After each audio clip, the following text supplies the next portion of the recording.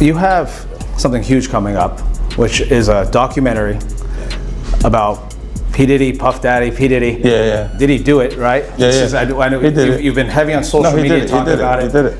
And I'm the only one who's been vocal about this long before. Puff was like, first he was amping him to get stopped. Then he was like, yo, when we gonna get the chance to, to kick it, like we could just hang out, nigga. We gotta kick it. This is Puff. Okay. He telling me we gotta kick it and shit. And he was like, yo, why don't we like go shopping or some shit? I mean, like I'll pay for it. And I was like, let's see what we doing. Goddamn. My outfit look like God playing. You annoying look like this.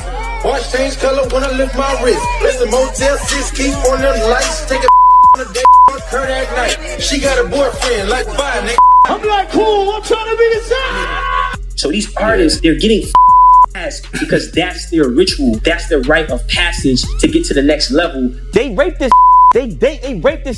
Videotape it. Then when he in the meeting, they give him a shitty contract. They play the video of him getting by like 3. Everybody in the music. Chris Brown has ended his long silence, and his courtroom statements regarding Sean Diddy Combs are drawing significant attention across the music industry. After years of remaining quiet, Chris is now sharing personal accounts of his past interactions with the influential music executive.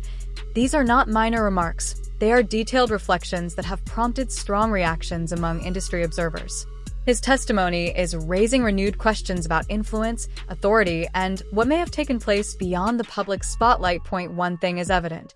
This development has the potential to reshape how accountability and power are examined at the highest levels of the music business. Yeah, we get into the office, so we do the performance, like we nervous, but we just do the shit. Boom, all right. He said, yeah, I like this cool. I don't like this light-skinned nigga up there. This little nigga up there. Fuck down. I am home. I said, that's just melted in that goddamn office at 12. I said, look, I'm fucked up. And you 12 years old. Yeah. But so, look, I gotta ask. Yeah. Your partner was dark skinned? I mean, I gotta ask. So we walk into the office and start the performance. Nervous as hell, but we give it everything we've got. Afterward, he says, yeah, I like this, but I don't like that light-skinned kid up there. And that other kid over there, he's messing it up. I remember thinking, you're 12 years old and you're already being judged like this? And I got to ask your partner, he was dark-skinned, right? P. Diddy and Meek Mill and all these guys. So what is that all about? Because deep, bro. Diddy might be out of here, huh? I think Diddy's out of here. Meaning like jail? Jail would be crazy, but I think like career-wise. Canceled officially? Done? Yeah, I think it's over. I think there's a difference between being canceled and being a criminal. Yeah, it's a big difference, right? Because I don't know if R. Kelly got canceled. They keep canceling me for raping. Yeah. Yeah, weird. And I'm tired of but that's what I'm saying. Yeah, and I'm tired of people I going. don't think it's canceling. People keep going like, there's smoke and there's fire. No, the house is burnt down, bro. Diddy is that guy. Yeah, like everybody from Cassidy to the stories to the guy that just did the, he went to court and he's suing him and Lil Rod. And it's like, bro, there's a lot of information out there that's not good from his security guy that was Michael Jackson's security, that was the first guy in the scene when Mike died, to allegedly they're saying Diddy shot some dude and left and they just basically cleaned it up for him. It's like, bro, there's a lot of nefarious. How much stuff is gonna come out with Diddy and Meek Mills? And bro, it's so crazy too. You guys know this. The moment somebody's like, man, he's done some from that moment on, every time you see a video and they just turn, you're like, oh, he's gay, dude. What are the actual facts of the story? Like, you've done some content on this? What do you actually know? I don't know that much. I just know that there's like a lot of accusations. There's some I guess Me Too-esque stuff. Obviously, there's stuff with Cassie. Maybe other people coming out. And but that being said, I think he just won a lawsuit with his like liquor company. So that he was at a, I don't know if that's even public, but rumors on the street he just won he settles racism lawsuit against, it might be even for like a couple billion or something like that. Oh shit. So he basically just got to stay out of jail. And then he can go off into the sunset. Well, he settled with Cassie in like a minute, and that was his girl for like a decade or so. I don't know if he settled with her in a minute. like, in order for that information to hit the blogs, they're probably going back and forth for a while, and then he's not paying. And she's like, I'm talking. Well, I'm going to talk. And then they're like, no, you're not. Okay. And then she did, and now 30 million.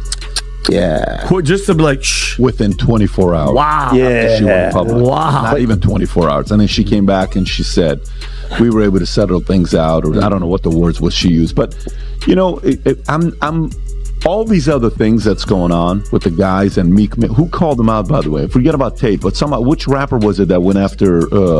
is it 50 that he has a problem? Who's the person that always goes after? Well, 50 is always going after. 50 is the man. But 50 is, and if you're on 50's bad side, bro, God bless you, man. May God protect you, because he is not letting that foot off your neck ever. Yeah, with Floyd, Ja Rule, Floyd Mayweather, he does not play games, bro. Also, one of the most charismatic dudes I've ever met. No shit. So 50's developing a documentary on Diddy allegations, vows to donate proceeds.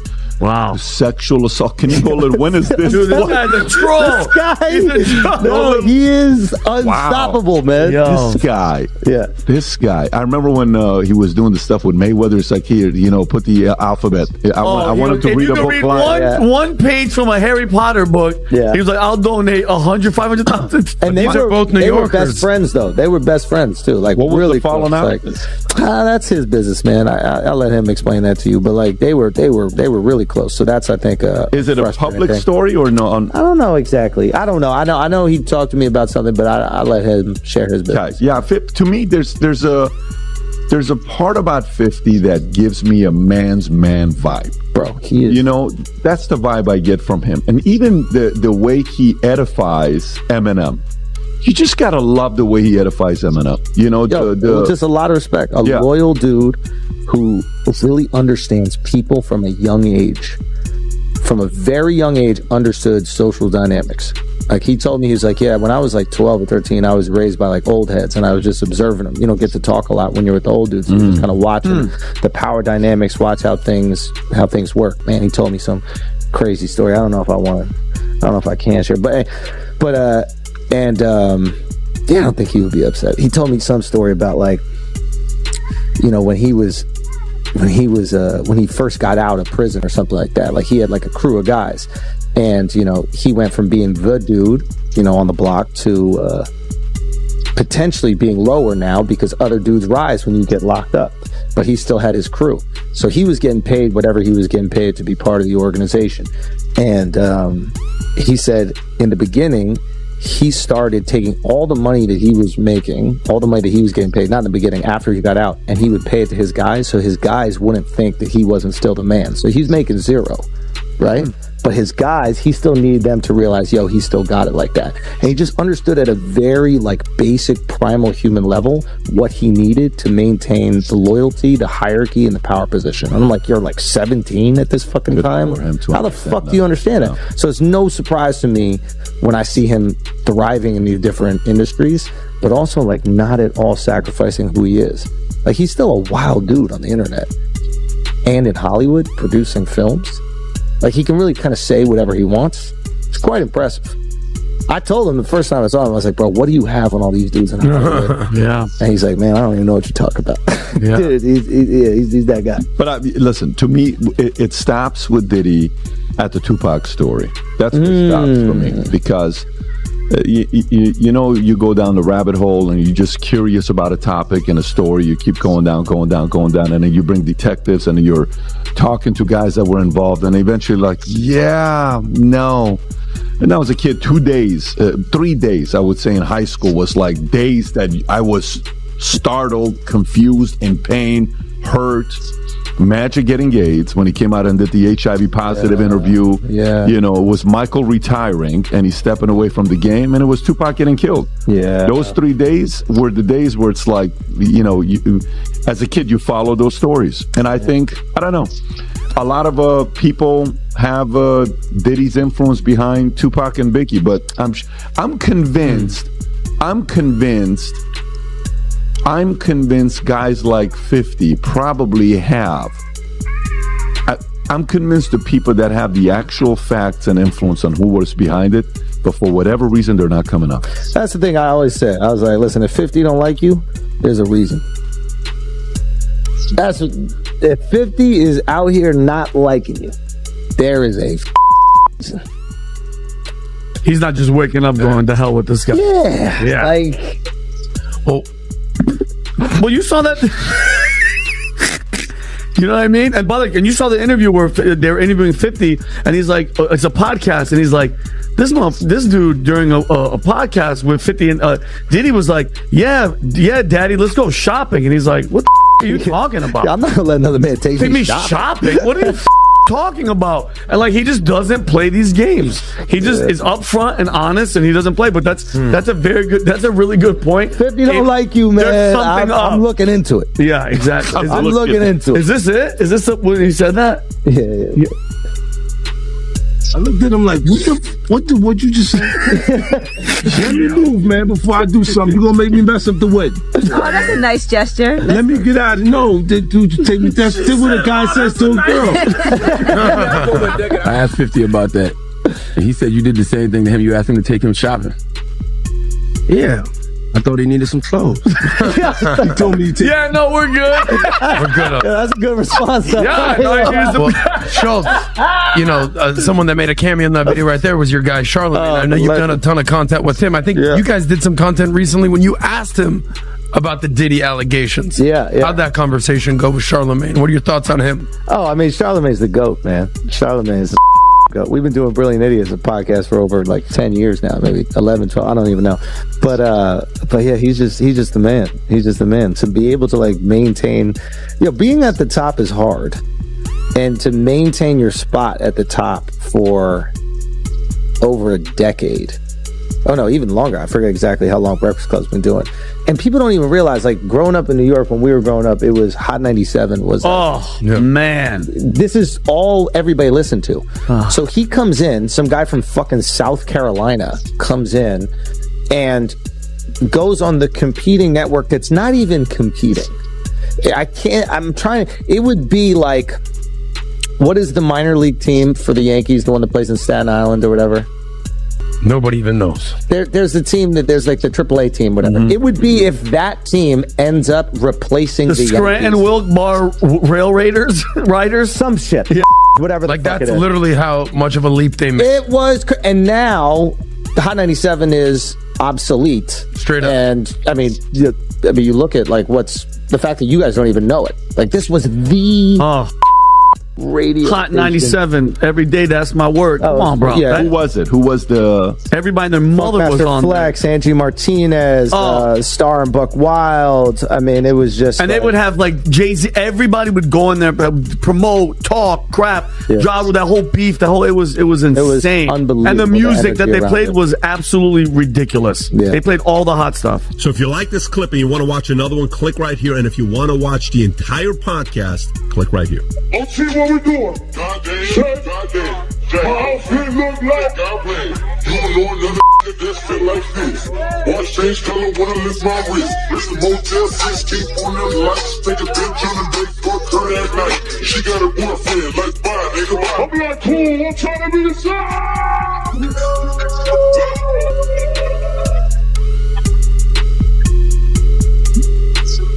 Chris Brown stepping forward is more than just another viral headline. It has the potential to signal a significant moment for the music industry. This goes beyond personal drama. It brings renewed attention to years of silence, power dynamics, and unseen structures operating behind the scenes.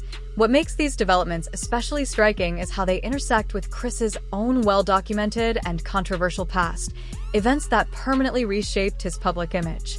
As new details surface, many are questioning whether external pressures or unseen influences may have played a larger role than previously understood in shaping the pivotal moments of his career. Yo, we still here. We still doing it. Let's keep it going, brother. Happy to be here. Hey, I had to bring you back, man. The people love you, man. So, it's only right to bring you back. But I want to get right into it, right? Why do you think Diddy haven't been indicted yet? Listen here, bro.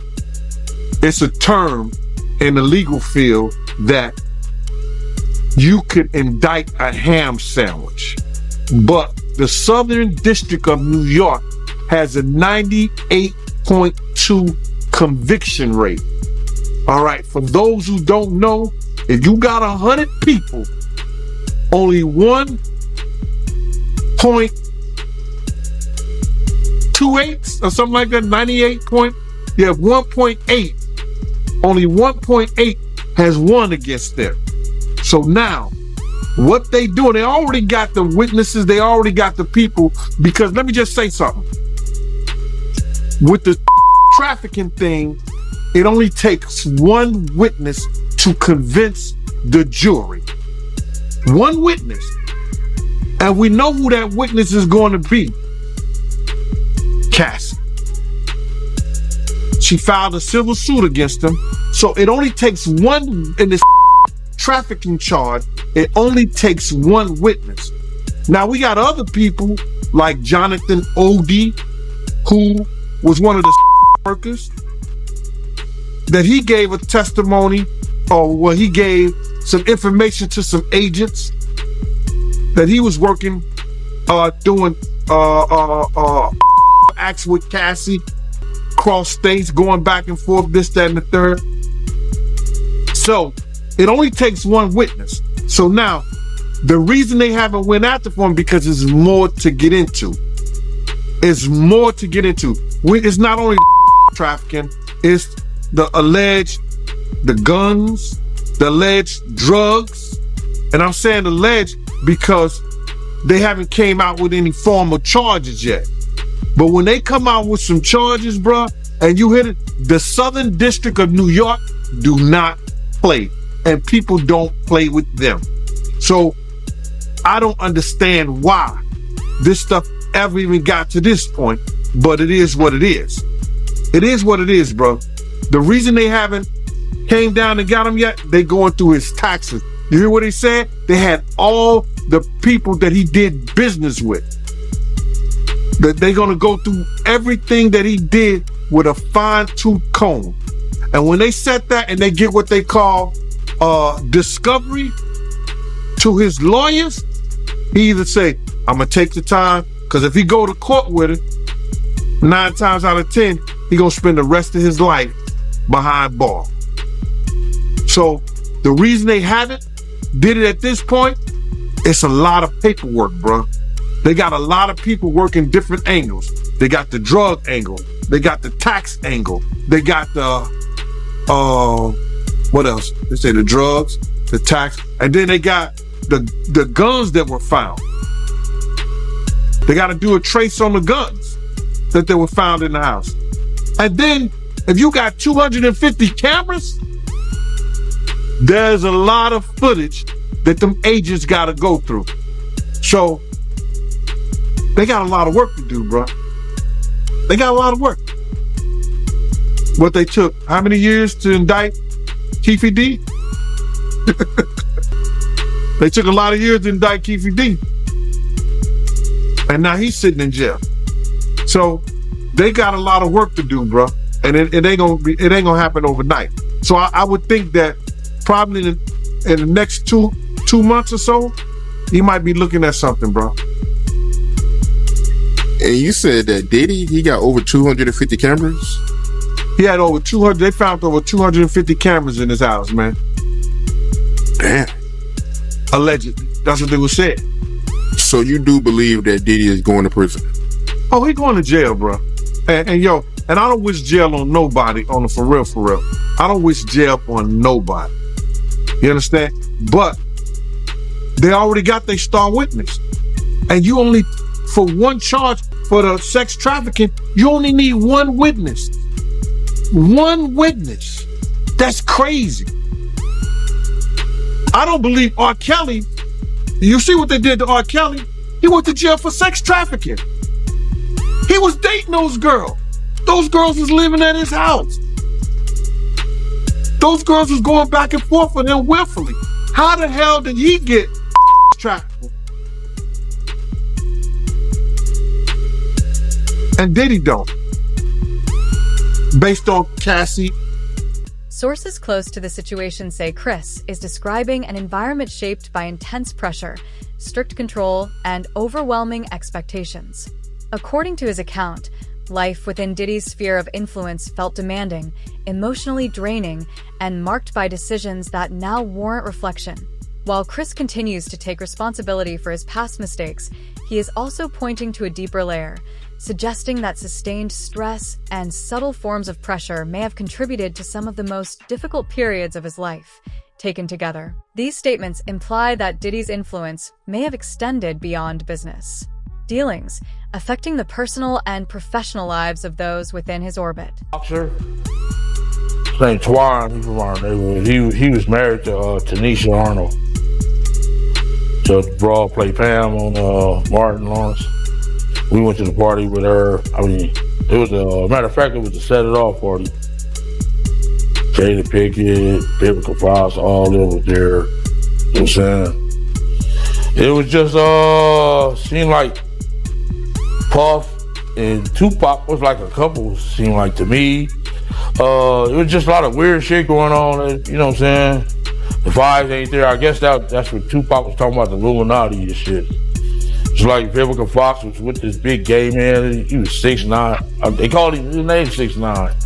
He had the red hair with big old booty and shit. Nobody was gay no more. What the fuck is going on here? It's just a lot of weird shit, dude. You know what I'm saying? That shit, it ain't right. You know what I'm saying? I guess that's what Tupac, I guess he wanted to get up out of the Illuminati or something. But I seen her there. Matter of fact, MC Lyte pulled off with Tanisha Arnold. You know what I'm saying? In her brand new 560. Black one. Yeah, that shit weird, dude. Yeah, that's some weird ass shit going on, you know? Yeah. And what was Tupac doing at the party, yo? Him and Puff was there together. They was there, you know what I'm saying? That's why I don't know how they fucking fell out or nothing like that. They was road dogs, you know what I'm saying? They even got pictures of him. He got on that blue sweater with the turtleneck. Him and him hugged up like this with the black hat. Have you ever seen that picture? Nah, I don't recall, but I'm pretty sure I came across it. Yeah. That picture there, they was at that party that day. Yeah, that's just like a bunch of weird shit. That whole fucking, yeah, that shit weird, dude. Yeah, bunch of, it ain't right. You know what I'm saying? I'm not no gay basher or nothing. I mean, none of that shit. That shit ain't right. You know what I'm saying? That whole party was weirdoed out. Yeah, it was Jada Pickett. But You saying the whole party was weird. What did you see at the party that made it weird? I mean, I'm confused. I guess it was the Illuminati. It's just weird. I know I wouldn't want to be part of no shit like that. You know what I'm saying? You know, I'm from the old school, dude, and that shit wasn't really tolerated with my generation. You know what I'm saying? Yeah, hate crime, yes, but it's more tolerated these days and nothing like that. It's more, you know what I'm saying, more open now, you know what I'm saying? But back then it was kind of fishy, you know what I'm saying? Still kind of fishy, you know, but it's more, you know, out there now. The incident y'all had with Warren G and Kid Frost, tell me about that, my man. Okay, Kid Frost had gave a party at the House of Blues. One of our big homeboys wanted to go with us, you know what I'm saying? So he went with us and he said, "Ooh, you ladies have fun." In both Miami and Los Angeles, we're not sure about the charges yet. Right. But it's looking bad. It's looking bad. Now, Murder, you went in on him. Was it part 3 of the 2023 wrap-up? Yeah, it was part 2 of the wrap-up. Oh, my bad, part 2? Part 2 of the wrap-up this year, man. Okay. It was part 2. What do you guys think about what's going on? You want my honest opinion? Yeah. I think like people like cause we entertainers, we rappers, musicians, actors, we in a position where we're lucky, we're blessed. You know, if you believe in higher power, if you don't, whatever, you blessed. Definitely right? do. Right? God So is you're good. blessed. So I think like outside looking in, you look at P. Diddy, you like, yo, this dude is a billionaire. And then it's like, all right, cool, when you catch a case and you got all the shit going on, people look at you like, yo, you stupid. Yo, what the fuck you was doing that for? Wrong or right. If you didn't do it or if you didn't do it, that's what people is gonna do, because they look at you like, yo, you in a position, because there's people in the hood that wish they was in a position like you to be an entrepreneur. The same thing as Kanye, like with the Kanye West niggas ain't been the same since he did all that shit. But he might look at it like, fuck it, I'm Kanye, I could do what I wanna do. But at the same time, there's people that look up to you that want to go to the store and purchase your sneakers and want to fuck with you and look up to these dudes. So it's like, you know, that's like a nigga in the hood that catch a stupid case. Niggas like, yo, that nigga was stupid. That nigga was on the block. It was Thursday, Tuesday and Thursday, you know, Taz out. It's the same type of shit. So if you got a certain amount of money and people, because there's more people that don't got it that do got it. We agree, right? Yeah. Of course. Right? Definitely. So people in the hood that don't got it is like, yo, Diddy is stupid. That's what niggas is gonna say. Cause they wish they was in a position where they was a billionaire. And then you're gonna have niggas that side with them, industry niggas that got money with them, and it's gonna say whatever they wanna say, politically correct. The shit about me and Murder and 50 is we not politically correct. I never had industry friends. Yeah. So for me, it's weird to even be friends with rappers. So I don't care. I never got no money with P. Diddy. You gotta understand, me meeting P. Diddy, 50, that's the meeting that 50 said, yo, we gonna meet P. Diddy just because of the Biggie shit, but I'm not that. And he sat down and was scared of Preem and them. So you gotta understand, people don't understand the history of 50 and Diddy and what really happened in hip hop and how is niggas, and we always been hated. You understand? But I came in the game with this nigga. That's why niggas say, yo, you loyal.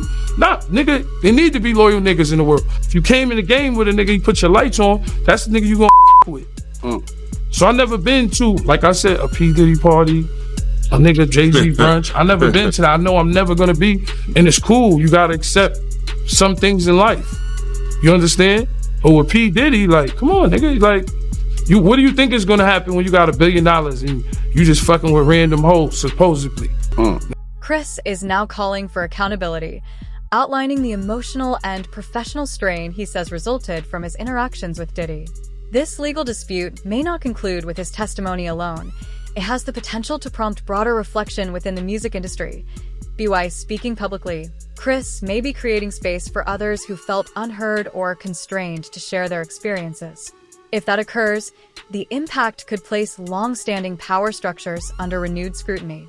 I'm sorry, I'm a little upset about it, because Al B. Short just came out of his coma, and I've been talking to Al, and we've been texting back and forth, and I'm just glad that he's alive to text.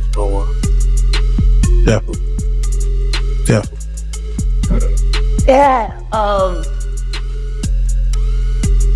But when you think about Kim, I was thinking to myself the other day, Uptown Records started with 5 people. Andre Harrell, Al B. Short, Heavy D, and Puffy. And Kim was the longest working employee because she was there from the very beginning. She was Andre's personal assistant. Kim is dead. Heavy D is dead. Andre Harrell is dead. The only 2 left are Puffy and Al almost died. Isn't that interesting? That is interesting. Heavy D was found dead, face down in the heart attack. Andre Harrell, heart attack. Kim died from pneumonia, but there's the first coroner's report that said that she died. It was ruled a homicide, and they found toxins in her body to prove that she had been poisoned. You know, they have poisons that create heart attack and pneumonia-like symptoms. And then right after that, Al had a meeting, and I was going to meet up with him because we were in Vegas, and then the next thing you know, you want to know what they all had in common, though? The survivors and the late of Uptown Records, they were all writing tell-all books. Andre was writing a book right before he died. Heavy D was working on a book before he died. Kim Porter was working on a book before she died. And Al B. Sure was working on the documentary of his life. And then he goes into a coma. Has Puffy ever been in a coma? Has anything happened to him? He must be the luckiest motherfucker, because it seems like everybody that worked at Uptown Records from the very beginning. Come on. Just him. I guess Al disappointed you. You know, I speak for a reason. When you see this bullshit ass game, people that you love, that you like, you know, it's too many coincidences. Too many. You. Honeycomb. Oh. Stamp it. We gonna get you and your little dog too. Mm. And congratulations, young Miami. Run as fast as Cassie did. Has anybody asked themselves about that shit? I mean, yeah, I'm sure a lot of people are asking about what's going on with it. Yeah, a lot of people are looking at it as like that's the way the new relationship should work. What, to get paid? Yeah, she was getting $500K a month. She quit because he dropped her down. Yeah, I think that's where they're at with it now. No, but understand this. Think about this. And there are women in this room. Why would you quit? What the is going on that $250,000 ain't enough? Ladies? Like, fuck the fact that he... I'm just saying, the fact that he cut from 500 to 200. Who the fuck gives a shit? 200K? Who 250K? Who turning down 250K a month? What the is going on in that relationship that 250K ain't enough? Could see some things. That ain't worth 250K. That's gotta be some dark shit. Like, people are not understanding that girl quit 250K. 4 million every quarter. Well, I'm sorry, $1 million every quarter. Now she was getting $2 million a quarter, but then she got, you know, you got going on. That's so deep that it ain't worth $1 million a quarter. They told a story about Cassie one time, and she was saying someone had asked her why she cut her hair, and she was like, well, Diddy said he just liked it that way. And they said when she answered the question, it was like she was in a trance. Like, she was just like, I just don't know. Diddy just said he would like my hair this way. And they was like so in awe, like how she didn't even have a thought about it. It was just what he wanted. That's how he operates. He has people followed. He has people watch. He does all kinds of fucking... According to Chris, the promises of mentorship and support did not align with what he ultimately experienced. He describes a pattern of intense pressure, uneven arrangements, and an atmosphere where creative freedom felt limited. While Diddy was widely recognized as an industry power broker, Chris's account presents a contrasting perspective, one in which control, rather than guidance, often shaped the dynamic behind closed doors. His statements prompt broader questions about whether other artists may have encountered similar circumstances, yet chose not to speak publicly about them.